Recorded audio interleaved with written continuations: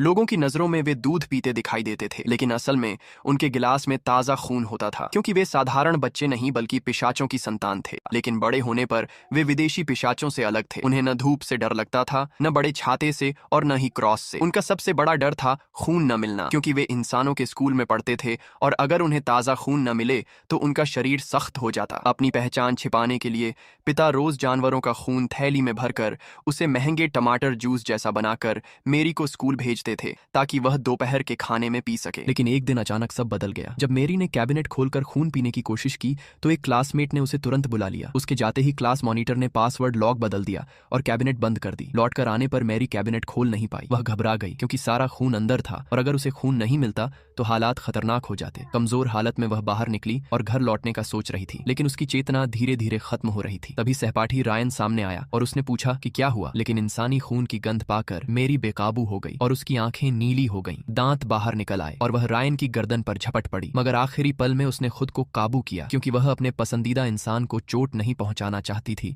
और न ही अपनी पहचान उजागर करना चाहती थी। उसने रायन को धक्का दिया और चली गई, लेकिन कुछ कदम बाद ही दूसरे सहपाठी से टकराई और वहीं बेहोश हो गई। वह सहपाठी मेरी को तुरंत मेडिकल रूम ले गया और खून की थैली लाकर दी, जिससे मेरी ठीक हो गई। असल में वह भी पिशाच था और मेरी का बचपन का दोस्त भी। दोनों इस स्कूल में इसलिए थे ताकि पिशाच परिवार का रहस्य ढूंढ सकें जो लाइब्रेरी में छिपा था। शाम को मेरी रायन से मिलने गई और दोपहर की बात समझाना चाहती थी, लेकिन रायन ने अचानक उसकी गर्दन पर झुककर चूम लिया। यह नजारा बचपन के दोस्त ने देख लिया। उसे पता था कि पिशाच इंसानों से मोहब्बत नहीं कर सकते, इसलिए उसने रात को रायन को चेतावनी दी कि मेरी से दूर रहे। बहस झगड़े में बदल गई और इंसान पिशाच से हार गया। अगले दिन रायन चोटिल हालत में स्कूल आया, जिसे देखकर मेरी का दिल टूट गया। जब उसे पता चला कि यह सब बचपन के दोस्त ने किया है तो वह रायन को लेकर उससे बात करने निकली। रास्ते में उन्होंने देखा कि एक बच्चा गुब्बारे से ऊपर उड़कर क्रेन की सीढ़ी में फंस गया है। रायन तुरंत ऊपर चढ़ गया, लेकिन नीचे की रस्सी ढीली हो चुकी थी। बच्चे को बचाने के बाद भारी लोहे का बॉक्स नीचे गिर पड़ा। रायन ने झटके में मेरी को धक्का देकर बचाया, लेकिन खुद जाल में फंसकर लकड़ी से टकराकर बेहोश हो गया